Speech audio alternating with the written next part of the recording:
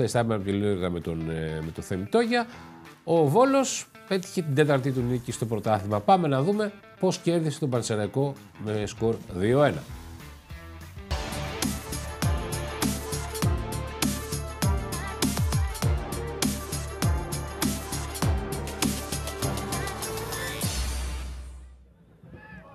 Χάμουλιτς σηκώνει την μπάλα με το στήθος, θέλει να κοντρολάρει πολύ ωραία, θα περάσει για τον Χουάνπι, αυτός θέλει να μπει στην περιοχή, ο Χάμουλιτς στο πλασέ, η κόντρα γκολ, 1-0 στα 54 δευτερόλεπτα. Ο Βόλος ξεκινά με τον καλύτερο δυνατό τρόπο. Πριν καν συμπληρωθεί ένα λεπτό παιχνιδιού, Βόλος Πανσεραϊκός 1-0.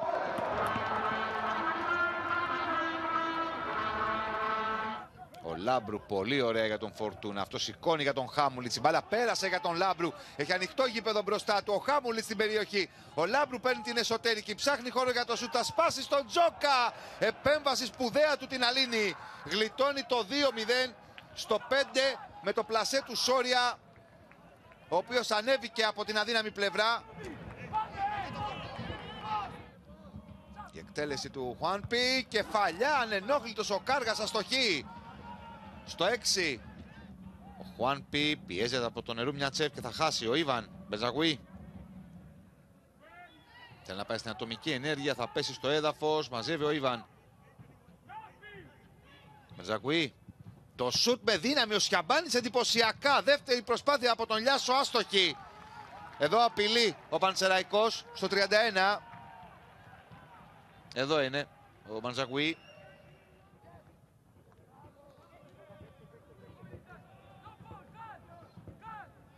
Θα βγάλει και την σέντρα, μπαίνει στη φάση ο Χάμουλιτς, out. Όχι, είναι κόρνερ. Πολύ ωραία εδώ προσπάθεια από τον Φορτούνα. Σέντρα στην κίνηση. Δεν προλαβαίνει ο Χάμουλιτς να φτάσει στην μπάλα. Μανζακουή θέλει να αλλάξει, όχι. Βλέπει υπέροχα τον Μπρούξ απέναντι από τον Σιαμπάνη. Πολύ κακό τελείωμα. Στο 45 είναι εκπληκτική η πάσα του Μπαντζακουή. Όλοι περίμεναν αλλαγή παιχνιδιού προς τον Άνελη και αυτός βλέπει τον Μπρούξ. Τον βγάζει απέναντι από τον Σιαμπάνη. Θα βιαστεί και θα τελειώσει άσχημα τη φάση. Άνελη, εδώ ο Πανσεραϊκός μπορεί να απειλήσει. Το γύρισμα, ο Μάρας στο σούτ, η κόντρα. Τίποτα λέει ο κύριος Σιδηρόπουλος, ζητούν χέρι ή του Πανσεραϊκού. Εδώ το σούτ από τον Μάρας. Η κόντρα στον Φορτούνα. Ο VAR, ο κύριος Παπαδόπουλος εξετάζει τη φάση. Το λύσαν το πρόβλημα και τον καλεί λοιπόν σε on-field review, γιατί ο κύριος Παπαδόπουλος θεωρεί ότι υπάρχει λάθος στην απόφαση του κυρίου Σιδηρόπουλου, οπότε τον καλεί να την ξαναδεί και να αποφασίσει και δίνει πέναλτι υπέρ του Πανσεραϊκού. Ο Ιβαν εκτελεί και σκοράρει για το 1-1, μια πολύ δυνατή εκτέλεση πέναλτι, ένας πανηγυρισμός με κολοτούμπα. 1-1. Λάμπρου θέλει να φέρει την μπάλα στο δεξί, φεύγει προς τα αριστερά, τον περιμένουν του Πανσεραϊκού. Χαμηλά το γύρισμα, ο Πίντσι, ο Σόρια σηκώνει την μπάλα, η κεφαλιά αδύναμη από τον Κόμπα. Ο Τιναλίνη πέφτει στην αριστερή του γωνία και μπλοκάρει. Η εκτέλεση, κεφαλιά από τον Λάμπρου, εντυπωσιακά. Ο Τιναλίνη κρατά την ομάδα του στο 1-1. Στο 80.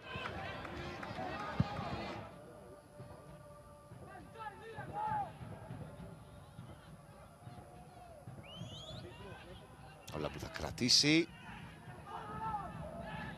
Ο Τζόκα. Η πάσα θα περάσει, ο Λάμπρου, το πλασέ 2-1.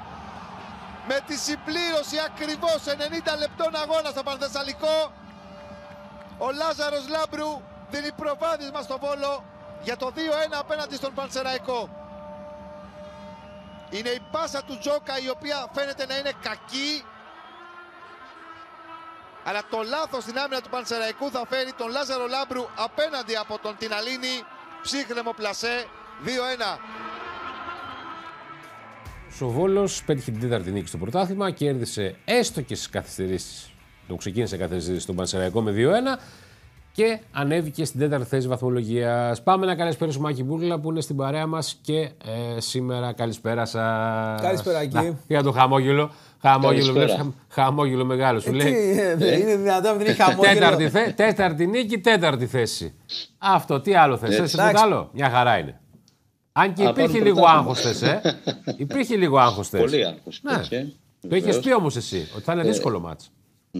Θα είναι δύσκολο μάτς. Ο Πανσεραϊκός δεν έπαιξε με αφέλεια τον Βόλο. Ακόμα και όταν δέχτηκε το σοκ στο 54ο δευτερόλεπτο, έτσι, με αυτό το γκολ από τα αποδυτήρια, από τη στιγμή που ο Βόλος δεν κατάφερε να διπλασιάσει τα τέρματά του σε ευκαιρίες που έκανε αμέσως μετά. Είναι αλήθεια ότι μπήκε πολύ δυνατά, έτσι. Αυτή είναι μια πραγματικότητα. Ισορρόπησε ο Πανσεραϊκός, έκανε τις ευκαιρίες του και το γκολ ήρθε από μια φάση που δεν τη λες ευκαιρία, αλλά ήρθε αυτό το πέναλτι. Από εκεί και πέρα εγώ κρατάω την αντίδραση που έβγαλε ο Βόλος, ναι, και την αντίδραση αλλά και τη συμπεριφορά της ομάδας που πραγματικά έχει μέταλλη η ομάδα, έχει αποκτήσει χαρακτήρα και δεν παράτησε το παιχνίδι, δεν πανικοβλήθηκε και έψαξε τον γκολ μέχρι να έρθει αυτό και πραγματικά ήρθε, ας πούμε, στα τελευταία λεπτά της αναμέτρησης. Μην ξεχνάμε, παιδιά, ότι ένα παιχνίδι αρχίζει και τελειώνει με το σφύριγμα του διαιτητή και το γκολ μπορεί να έρθει ανά πάσα ώρα και στιγμή. Η ουσία είναι ότι ο Βόλος ναι. Να πούμε ότι είχε 10 λεπτά καθυστερήσεις γιατί στη φάση του πέναλτι μέχρι να το δουν στο ΒΑΡ, μέχρι να πάει ο Σιδηρόπουλος να το ξαναδεί, πέρασαν 7 λεπτά. Δεν υπήρχε επικοινωνία, νομίζω. Ναι, υπήρχε πρόβλημα. Δεν υπήρχε επικοινωνία, ναι. Ήταν ένα 7 λεπτό. Σε τις καθυστερήσεις το δεκάλεπτο ήταν φυσιολογικό. Εγώ κρατάω. Στο μεταξύ παρακαλούσαμε όλοι, επειδή οι παιδιά το είδα και στο replay ότι ήταν χέρι, όντως, ας πούμε. Μόλις έμαθα ότι υπήρχε ένα πρόβλημα επικοινωνίας και λέω εντάξει, εδώ είναι το δεκάλεπτο τώρα. Έγινε το μισό. Το πεντάλεπτο. Το Λεβαδιακό. Ναι, να ήταν ένα δεκάλεπτο και να πάμε έτσι με το σφύριγμα, με την απόφαση του πήγαινε την Άκη να βγάλεις. Γιατί δεν πήγες Άκη να βγάλεις την πρίζα από το. Έλατε. Δεν υπάρχει βάρ, τελείωσε. Έλατε. Αυτό που έγινε πάντα στον αγώνα του Ολυμπιακού με το Λεβαδιακό, μπορεί κάλλιστα κάποια στιγμή να γίνει σε άλλο παιχνίδι, να πάει κάποιος να βγάλει την πρίζα και να πει δεν υπάρχει βάρ. Κάλλιστα. Γιατί έχει δημιουργήσει ένα διδικασμένο και σου λέει απλή λύση. Πάμε, βγάζουμε το βάρ, δεν υπάρχει βάρ. Τέλος. Τι είπε ο διαιτητής, τίποτα. Πάμε, παίζετε. Ναι, απλά. Γι' αυτό και βγάλα το δεκάλεπτο.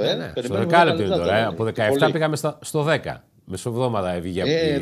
17 είναι πολύ, ρε παιδιά, είναι μισό ημίχρονο, ας πούμε. Καλά, αυτό που γίνει στο ελληνικό πρωτάθλημα με το ΒΑΡ δεν έχει προηγούμενο. Νομίζω ότι του έβαλε χέρι και ο Βαλερίο, ο υπεύθυνος του ΒΑΡ, ο οποίος λέει: εντάξει, έχετε ξεφύγει στην Ελλάδα με το ΒΑΡ. Κάθε 3 και λίγο πάτε στο ΒΑΡ. Πάντως, γενικά αυτό που γίνεται στην Ελλάδα με τη διαιτησία και το ΒΑΡ δεν υπάρχει προηγούμενο. Δεν μπορεί ένας διαιτητής να τα ακούει όπως ο Σιδηρόπουλος στο παιχνίδι Κηφισιά και δεν τα άκουσε. Λάθος έδωσε το πέναντι, λάθος το ένα, λάθος το αποβολή. Δεν το τιμώρησε όμως. Σφύριξε χθες το Πανθεσσαλικό. Και χθες πάλι σώθηκε. Δηλαδή σε λίγο θα φτάσουν στο σημείο. Άκη, σε λίγο θα φτάσουν στο σημείο να μην υπάρχει διαιτητής στο γήπεδο, να σταματάνε οι παίκτες, να λένε αδερφές, έκανα φάουλ, έλα πάρτο, το επόμενο εσύ. Και όπου υπάρχει καμιά έτσι δικογνωμία των παικτών να παρεμβαίνει ο υπολογιστής. Αυτό θα κάνει. Δεν παίρνουν καμιά απόφαση διαιτητές πλέον. Νομίζω θα τα πάνε καλύτερα. Προφανώς. Γιατί θα τα βρουν αυτοί, είναι συνάδελφοι μεταξύ τους, μια χαρά σχέση έχουν τα παιδιά. Κάθετες και λίγο στο ΒΑΡ. Λοιπόν, εγώ αυτό που κρατάω χθες. Με αυτά όμως ο Βόλος, παιδιά, είναι τέταρτος. Κοιτάζουν την πλάτη του Παναθηναϊκός, Άρης και όλες οι άλλες ομάδες. Βέβαια, ο Παναθηναϊκός έχει παιχνίδι λιγότερο. Σίγουρα η βλέψη του Βόλου δεν ήταν να πάει τετράδα. Αλλά το 5-8 το καλοβλέπει. Αν και δεν έχουν μιλήσει για κάτι τέτοιο. Γιατί πέρυσι που μίλησαν, είδαμε τι έγινε. Έτσι. Σώθηκε η παρτίδα στο παραπέντε, ας πούμε, και στα play-out με 3 αλλαγές των πολιτών. Εγώ ξεστικρατάω. Ναι. Κάνει την πρώτη νίκη. Με το που κάνει την πρώτη νίκη, ντουμπλάρει την επόμενη αγωνιστική. Ναι. Ξανακάνει νίκη, την ξαναντουμπλάρει. Και γι' αυτό βρέθηκε ψηλά. Το κάνει το back-to-back παιδιά, και ο Βόλος τα δύο εξάποντα έχει πάρει φέραν τέταρτη θέση. Ναι, έχει κερδίσει τα παιχνίδια αυτά που λέμε ότι κατά κάποιο τρόπο πρέπει. Δηλαδή τον Πανσεραϊκό πρέπει να τον κερδίσει στην έδρα σου. Την Τρίπολη πρέπει να την κερδίσει στην έδρα του. Στο Αγρίνιο, στο Πανετολικό, κάτι πρέπει να πάρεις. Στη Λάρισα με την ΕΛ κάτι πρέπει να πάρεις. Δηλαδή, αν έπαιρνε ισοπαλία στη Λάρισα, δεν θα του είχε κάνει τίποτα. Είναι το μάξιμο σε αυτά τα παιχνίδια. Ακριβώς. Από όλα αυτά τα μάτς που λέμε τώρα, έχει πάρει νίκες. Έτσι. Γι' αυτό και είναι εκεί που είναι τώρα. Και έχασε τα παιχνίδια, τι έχασε από τον Ολυμπιακό, από τον Άρη Πρεμιέρα και από την ΑΕΚ. Πάμε λίγο. Δεν μπορεί να του πει κάτι γιατί έχασε από την ΑΕΚ, ας πούμε, από τον Ολυμπιακό. Εγώ είδα το δεύτερο ημίχρονο χθες. Εγώ αυτό που κατάλαβα μετά την ισοφάριση, με τον τρόπο που ήρθε, γιατί το ποδόσφαιρο γι' αυτό είναι το καλύτερο άθλημα. Από το πουθενά κάνει μια φάση ο άλλος, βάζει ένα γκολ, γεια σας. Δεν θέλει πολύ να στραβώσει το παιχνίδι. Έγινε το γκολ, ναι. Είχε ορθολογική ανάπτυξη, ήξεραν τι έπρεπε να κάνουν στο παιχνίδι, δεν πήγαν σε γιόμες. Αυτό δεν το είδα, δεν πανικοβλήθηκαν και αυτό είναι δείγμα. Φεράντο. Δουλειάς Φεράντο, 100%. Και δείγμα γραφής Φεράντο. 100% παιδιά. Συμφωνώ μαζί σου, Χρήστο, έτσι είναι τα πράγματα. Και γι' αυτό βλέπουμε και αυτό που βλέπει όλη η Ελλάδα δηλαδή. Και βλέπει μια ομάδα που τη χαίρεται, μια ομάδα που παίζει ποδόσφαιρο ορθολογικό, μια ομάδα που ξέρει τι ζητάει μέσα στον αγωνιστικό χώρο. Και από εκεί και πέρα τώρα θα δούμε πού θα καταλήξει η προσπάθεια. Προς το παρόν είναι τέταρτος ο Βόλος με καταπληκτικά αποτελέσματα. Και με καλό ποδόσφαιρο. Με τον Πανσεραϊκό σας είχα πει, ναι. Και με καλό ποδόσφαιρο. Δημητρή. Και με καλό ποδόσφαιρο. Ναι, καλό ποδόσφαιρο, ναι. Ακριβώς, ναι. Η ουσία είναι ότι παιχνίδι με παιχνίδι το βλέπουμε το Βόλο όλο και καλύτερο. Αλλά ειδικά για χθες για τον Πανσεραϊκό, εγώ το φοβήθηκα το παιχνίδι γιατί ήξερα ότι ο Πανσεραϊκός δεν θα έρθει να παίξει εδώ πέρα. Δεν θα έρθει να ανοιχτεί σε καμία περίπτωση. Είναι το παιχνίδι έτσι του Πανσεραϊκού, είναι ο προπονητής του, Ιταλός Γάρ, έτσι, μαθητής του Λουτσέσκου, δίπλα του και συνεργάτης του χρόνια. Και δηλαδή είδες ότι, βλέπετε ότι δέχτηκε τον κόλλο, ας πούμε, και αυτοί δεν θέλησαν να ανοιχτούν αμέσως, ας πούμε, να πάμε μπροστά να εσωφαρίσουμε. Όχι, γιατί άμα έμπαινε δεύτερο τελείωνε το παιχνίδι. Τη στιγμή τους. Ακριβώς.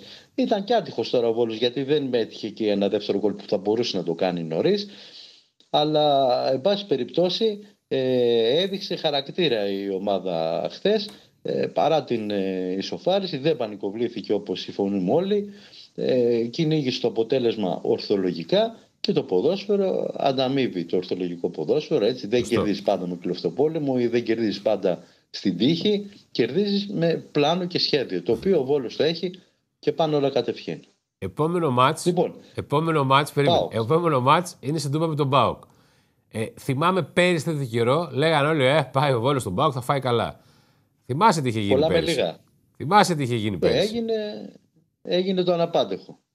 Παιχνίδι άρα που, και τώρα, το πήρε ο Βόλος. Και τώρα το μάτς είναι ίδιο για μένα. Γιατί υπάρχει και μεσοβδόμαδα μάτς ευρωπαϊκό, όχι ευρωπαϊκό ΠΑΟΚ μεσοβδόμαδα. Έχει. Ναι. Άρα θα πάει να παίξει χωρίς άγχος και είδαμε τι έκανε χωρίς άγχος σε παιχνίδια όπως παράδειγμα στην ΑΕΚ. Βεβαίως. Ναι. Ο ΠΑΟΚ, παιδιά, έχω την εντύπωση, έχω την αίσθηση ότι έχει στρέψει την προσοχή του καθαρά στα 100 του χρόνια και πώς αυτά θα τα γιορτάσει με το πρωτάθλημα. Δεν ξέρω πόσο πολύ τον ενδιαφέρει η Ευρώπη. Σίγουρα όμως θα υπάρχει μια κόπωση έτσι, από το παιχνίδι της Πέμπτης που θα δώσει. Αυτό θα προσπαθήσει να το εκμεταλλευτεί ο Βόλος, που θα πάει εκεί πέρα χωρίς αυτό που λέμε πρέπει. Έτσι. Θα πάει να κάνει ό,τι καλύτερο.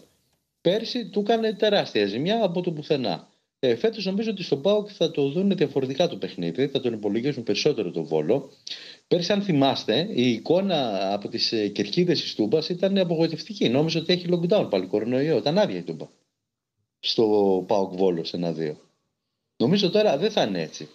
Γιατί έρχονται από την τεράστια νίκη που έκαναν χθες στην ΑΕΚ. Δεν ξέρω τι η Ευρώπη θα κάνουν βέβαια την Πέμπτη, αλλά δεν τους νοιάζει και πολύ. Εγώ νομίζω ότι θέλουν το πρωτάθλημα στον ΠΑΟΚ και αυτό θα διεκδικήσουν μέχρι τέλους. Οπότε τα πράγματα θα είναι περισσότερο δύσκολα από ό,τι ήταν πέρσι. Γιατί πέρσι βάλανε ένα γρήγορο γκολ, δεν είχαν και φάσεις, αν θυμάσαι το παιχνίδι. Άδειο το γήπεδο και χτύπησε ο Βόλος εκεί που δεν το περίμενε κανείς. Ούτε και εμείς το περιμέναμε τώρα. Κακά τα ψέματα, παιδιά. Η εικόνα που παρουσίαζε πέρυσι η ομάδα ήταν απογοητευτική. Παρ' όλα αυτά τους έκανε το διπλό. Τώρα, Ο Βόλος είναι σίγουρο ότι θα παίξει χωρίς άγχος. Όπως είναι σίγουρο ότι θα αλλάξει η δεκάδα του μετά από 4 μάτς. Είναι απανωτά που έχει την ίδια δεκάδα. Ο Χουάν τώρα αναγκαστικά, παιδιά, θα το κάνει, γιατί υπάρχουν κάρτες, υπάρχουν τιμωρίες. Έχουν συμπληρώσει κάποιοι ποδοσφαιριστές κάρτες και 2 από αυτούς έχουν δηλωθεί να εκτίσουν την ποινή τους στην Τούμπα, στο συγκεκριμένο μάτς. Και συγκεκριμένα ο Μαρτίνες και ο Κόμπα. Μάλιστα. Είναι τα 2 χαφ, έτσι. Καθοριστικοί παίχτες. Που προτίμησε ο Χουάν να τα αφήσει εκτός σε ένα παιχνίδι που δεν είναι αυτά που λέμε πρέπει. Ωραία. Κάπου έπρεπε να εκτίσουν την ποινή τους κι αυτοί. Οπότε σίγουρα θα έχουμε 2 αλλαγές. Αν δεν πήγαιναν αυτό, νομίζω πάλι θα πηγαίναμε έτσι με αυτή την δεκάδα. Ωραία, Άκη, να σας ευχαριστήσουμε πάρα πολύ. Άκη. Καλή συνέχεια. Να είστε καλά, παιδιά. Γεια χαρά. Και μετά και από αυτή μας τη σύνδεση πάμε να κάνουμε το δεύτερο.